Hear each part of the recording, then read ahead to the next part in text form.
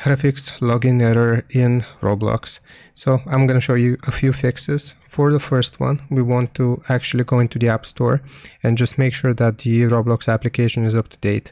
So search for Roblox, click on it here. If it says update, then you will click on update. If it says open, then you have the most up-to-date version.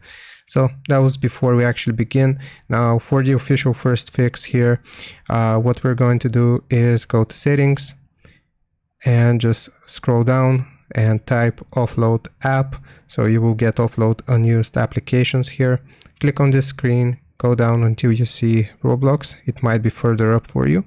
Just click on Roblox and then offload app and confirm offload app. Now after we have offloaded it, we can click on reinstall and just give it some time to reinstall here. So after it has reinstalled it, it's going to load up again. So like I said, just give it some time here. Okay, now if you're able to, that was the second fix, see if that works for you. Now if you're able to open up Roblox and you're having logging problems, we want to click on more here in the bottom right corner, and then we want to scroll down until we see settings. Click on settings, then go into security, and here you will see log out of all other sessions. Now make sure you know your password and account name.